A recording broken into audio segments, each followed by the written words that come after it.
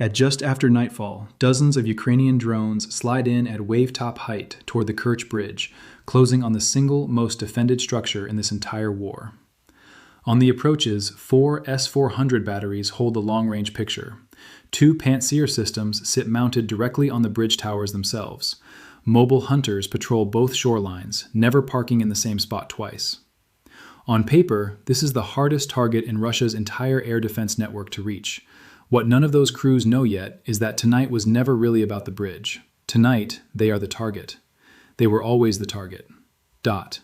12 minutes out, the lead drone slides past close enough to read the paint on the launch tubes of the western battery, and not one tube so much as twitches. That is the S-400. NATO calls it the SA-21 Growler, Russia's longest-ranged air defense system. 4 radar vehicles and a dozen launchers guarding this stretch of coastline. The missiles sitting in those tubes weigh close to 2 tons each, reach out roughly 400 kilometers, and move fast enough to gut an airliner at altitude. Right now, all of that is losing a staring contest against something the size of a trash can lid. A second drone crosses behind the first, then a third. The leading edge of the swarm walks straight through a battery that is supposed to own this stretch of water, and the launchers stay frozen. Watch that drone slide past at point-blank range. That is an FP-1, Ukraine's long-range strike drone, about 2.5 meters of plywood and foam wrapped around a 60 to 120 kilogram warhead, flying up to 1,600 kilometers on inertial and satellite guidance.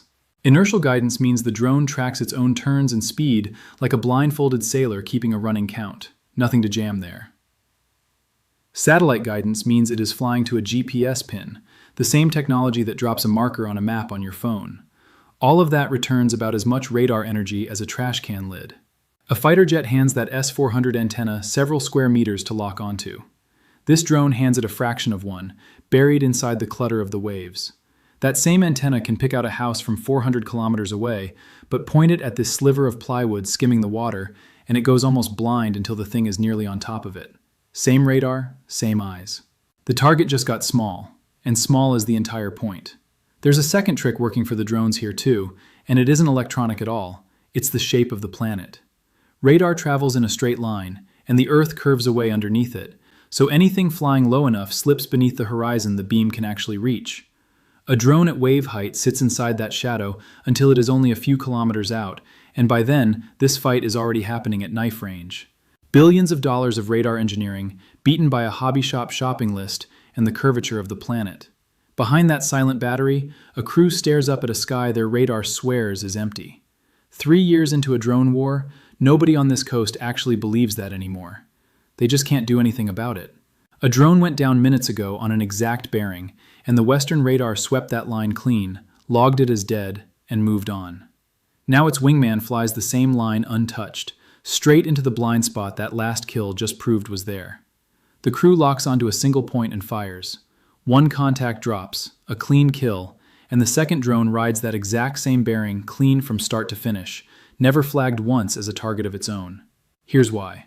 Watch how the radar beam widens the farther it travels from the antenna, half a degree at the source, but that cone keeps spreading, and a radar can only separate 2 objects if they sit farther apart than the width of that cone. Out at the edge, over open water, that cone grows wide enough to swallow 2 FP-1s flying wingtip to wingtip, and on the screen, they merge into a single return. 2 cars glued bumper to bumper through a single toll booth camera. The camera only catches 1 plate, and both cars keep driving. The FP-1s fly deliberately paired inside that widening cone. Every merge is a stowaway, and one of those stowaways is not a drone at all. On the western shore, a Russian Tor-M crew rolls its launcher to a new firing position, the 3rd move this evening. Never sit still. Never park where the map says you'll be.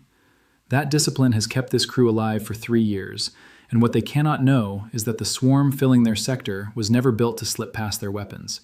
It was built to make them fire. The instant this truck stops and shoots, it announces exactly where it is, and something rare and very large is gliding across the water, listening for precisely that. Now the flood bends into their sector, and doctrine here is absolute. Engage the threat, hold the approach, let nothing pass toward the bridge behind them. So they stop the truck for 2 seconds, then 3. Motion turning into stillness. A missile leaps up and out of its tube, tips over at the top of the climb, corkscrews down onto an FP-1 and drops it cleanly. In the cab, the launch rocks the hull, a hard thud through the seats, the smell of propellant venting through the hatch seals. Then a second, then a third. Real work, and this crew is good at it. Every one of those kills costs something, and the gunners inside that cab can feel it. That missile has no seeker, no brain of its own, no eye in the nose. The truck guides it the entire way by radio, holding a beam on the target from launch to impact. Look at the small antenna mounted on top of the dish. That's the guidance link. The truck cannot fire and forget. It has to keep that beam locked on one single drone for the whole flight, 3 or 4 seconds of complete attention per shot. Fine against one target. Against 40 crossing at once, it's a losing trade. Every beam it holds is a beam it cannot put on anything else. Look at the truck itself, those vertical tubes, and the fact that it is stopped dead just to use them. This is the Specialist, the one system in this entire fight built exactly for this job. Something low and slow, cold-launched straight up, no turret to swing, reacting in a handful of seconds. But 8 missiles in the tubes is all it carries, and to fire even one, the truck has to stop dead out in the open. There are more drones up there than missiles down here. Every shot pins the chute and scoot to a single point on the map. Rooted. The truck fires again, radiating hard. Now it's fixed, immobilized, like getting caught because you left Find My iPhone turned on, except getting found out here is considerably worse than the couch. And out of the low sun over the water, something enormous breaks the surface skimming and comes in low, straight for the parked truck. No zigzag, no last-second correction, nothing. The western firing position erupts, a flash that whitens the whole shoreline. 14 meters of missile just came out of the sunset, roughly the size of a school bus. That's an FP-5 Flamingo, a Ukrainian cruise missile with a range of about 3,000 kilometers, flying roughly 950 kilometers an hour, Boston to Washington in under an hour. It slid out of Ukraine, crossed the Black Sea at wave height, and threaded the strait behind the drone swarm the whole way in. Warhead, 150 kilograms, more than double a Tomahawk's payload. About as subtle as your neighbor firing up his Harley at 6 in the morning. The Flamingo has exactly one job here, not threading a needle, just dropping a sledgehammer on a target that already announced exactly where it was standing. One truck gone, one shore uncovered. But there was a second Tor sitting on the opposite bank, and it had just watched exactly what happens to anyone who fires. The Eastern crew made the only smart call left. They moved the truck, went dark on radar, and flatly refused to shoot at anything. An FP-1 crosses the eastern shore at rooftop height, straight over the second Tor, and the truck does nothing. It rolls quietly between positions, tubes cold, and lets the drone pass right over the roofline and vanish into the haze behind it. Watch that truck sit in silence with loaded tubes, deliberately letting a drone go by. It can still hunt with its own thermal sight, tracking heat on a target without radiating a single watt. Stay quiet. Survive the night. But a Tor that won't switch its radar on is blind to something far worse bearing down on it, and it can't warn anyone else on the coast about what's coming. A security guard unplugging his own cameras so the burglars can't spot him. Sure, he's safe. He also can't see them walking in the front door, and the flood pours straight through the eastern gap that frightened truck won't contest. 90 seconds to the towers. The swarm crosses the last stretch of open water with nothing left in front of it, low and fast over the deck. The launch tubes flash against the dust. 2 missiles up, 2 FP-1s down. The tubes rotate, reload, 2 more up, 2 more down, and drones keep crossing the deck behind them, faster than the tubes can answer.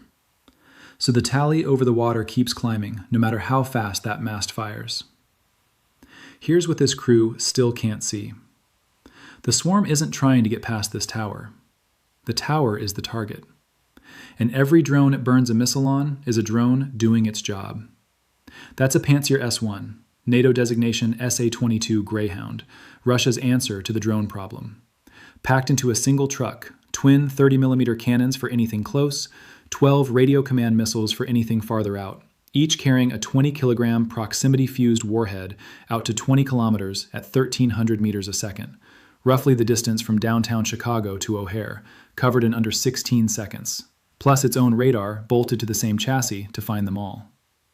The default drone hunter, the system every other air defense platform calls in when a drone shows up and they're already losing. Bolted to a tower with nowhere to go. Its missile carries no seeker of its own, so the crew on the ground has to guide each one by radio all the way to the target, and it can only guide 4 missiles at a time out of the 12 sitting ready in the tubes. Russia's own armaments chief admitted last year that 12 rounds sometimes isn't enough when a swarm this size shows up, and rushed an entire variant into production that drops the cannons and packs in 48 of a smaller missile just to have enough rounds for a raid like this one. The drones are arriving faster than 4 guided channels can clear. The 5th, the 6th, the 7th cross the deck while all 4 channels are still steering missiles already in the air. A customer service line with 4 representatives and 40 callers on hold. They can hear every call come in and still only talk to a handful at a time. The rest just sit there waiting, and the hold music is the sound of drones crossing the deck for free while the flood keeps arriving faster than the channels ever empty out. Then the tubes run dry, and the worst possible moment arrives. 12 missiles spent, and now the launcher has to reload. A crane hoists fresh rounds up toward the mast, seconds stretching into nearly a minute. Watch those empty rails during that stretch. A drone coming in high during that window, up where the guns can't reach, no missile ready, nothing on that tower can touch it. The radar still sees everything. The cannons still reach the low ones. But the missiles are simply gone for almost a minute, and the swarm doesn't wait. Everything that crosses during that gap crosses free. A Pantsir spends part of its night as an expensive spectator to its own defeat. Then the twin 30mm cannons swing and open up, a solid rope of tracers, 2,500 rounds a minute from each barrel, and shred a drone into confetti in an instant, the whole mast shuddering with it, a long, tearing vibration you'd feel in your teeth from the lower deck. A second drone crosses just above the tracer stream and keeps flying, untouched. A missile detonates directly above an inbound drone, a clean burst right on target, and the drone flies straight out the far side of the smoke, shedding splinters, still tracking toward the deck. That clean burst was the Pantsir's proximity fuse doing exactly what it was built to do, against the wrong target. The drone shrugs off the blast and somehow keeps flying. The Pantsir's warhead exists to knock down aircraft and cruise missiles, and its fuse thinks that's exactly what it's looking at. It's a tight choke shotgun built for geese, and the target crossing this sky is a paper kite. Wrong load. That warhead throws a cloud of fragments meant to shred something large and thin-skinned, an aircraft, a cruise missile. A plywood drone with almost nothing vital inside takes a mouthful of that and keeps flying straight. That single shot cost more than a year of university tuition, spent on something you could build in a garage. The survivor presses forward, and riding in its wake comes something that was never a drone at all. The surviving FP-1 hits the tower first, and the Flamingo rides in on its wake, a drone hunter erased on the very bridge it was built to protect. And here's the part the defenders never got a vote on. That FP-1 wasn't chasing anything. It was flying to a set of numbers, map coordinates loaded into it before it ever left the field in Ukraine. The Pantsir Tower fixed days earlier by satellite. That position runs on GPS, the same satellite network the American taxpayer put into orbit decades ago so a phone could drop a pin on a restaurant. Tonight, it's dropping a pin on a Russian air defense tower, accurate to a few meters, and it never has to check in again once it's locked. No last-second decision to make, no target lock to break, no data link to jam. The drone doesn't care that the tower is shooting at it. It only cares about one point on the Earth, and it flies toward that point until it arrives. With one tower of the bridge burning, the western sky blind, and the flood not letting up, every surviving drone in the strait pushes hard toward whatever is still standing. One surviving S-400 antenna sweeps across a low FP-1 skimming the waves. The drone crosses a full kilometer of open water. Not a single missile leaves the rails to meet it. If that antenna can't build a track in the clutter, nothing behind it fires, and the bridge loses its last eyes on the water. Look at the sea underneath that drone, a whole strait of moving water, every wave throwing the radar's own energy straight back at it. The beam reaching the drone also floods the wave crests and the coastline, bouncing home as thousands of false returns. And a drone moving at that lazy pace barely stands out inside a churning sea. Its slow crawl sits right inside the clutter the radar has to throw out just to see anything at all. Outside the water, the beam builds ghosts and folds back on itself, painting targets that were never there. 2 more S-400 antennas go dark. 3 of 4 are blind. Inside the surviving battery, the commander already knows how this ends. Behind him sit the launchers, tall missile canisters that can reach 400 kilometers, enough firepower to hold off a squadron of aircraft. Every one of them is useless right now. A launcher is only a tube until radar tells it where to shoot, and its radar is drowning in a picture it cannot clear. It can point its one good shot at a single drone and drop it cleanly. 5 more cross behind it while it does. Each FP-1 in that swarm costs around $5,000 to build. Each S-400 missile sitting idle in its tubes costs more than $1 million. 40 drones for the price of 2 missiles. That's not outgunned, that's outmathed. Tens of millions of dollars in missiles that can't be aimed fast enough to matter. Somewhere in Moscow, an accountant is going to have questions. On the eastern shore, the last Tor crew feels the network dying around them and runs into the sentry's dilemma in its cruelest form. Stay dark. Let the last antenna and the last pantsier fall undefended, or light up and fight. They light up, all or nothing. 2 missiles leave the tubes. 2 drones drop from the sky, and the instant they radiate, they're located on the map. Then the truck gets a late lock on a drone at wave height and fires. The missile arcs wide and corkscrews into empty sky because the drone is already too close. That miss wasn't bad aim. The drone was already inside the arming radius. A Tor's missile needs roughly 100 meters of flight before it can even arm, and a drone rising out of sea clutter that close is often already inside that radius. So the careful shot, the one waiting for a clean track, sails harmlessly beneath it. A shotgun in a hallway, devastating at 20 feet, useless once someone is already in your living room with a hand on your throat. The last mobile hunter, located now out of good shots, breaks position and rolls away with an empty magazine out of this fight for good. 30 seconds. Everything lands on the bridge's final pantseer at once, all of it in the same handful of seconds. 4 channels saturated, the guns splitting high and low, a fuse punching straight through plywood, its twin on the far tower already smoking, and the eastern Tor that should have covered it now silenced without a shot. Every scene from this entire engagement lands on this one tower together. What this strike really proves isn't that plywood beats titanium in a fair fight. It never was a fair fight, and it was never meant to be.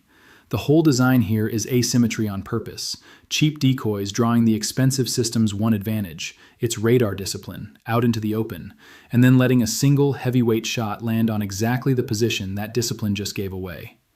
Every pantseer and every S-400 protecting that bridge exists because Moscow cannot afford to lose the crossing itself, the one structure that keeps Crimea tied to the mainland by anything other than a ferry queue.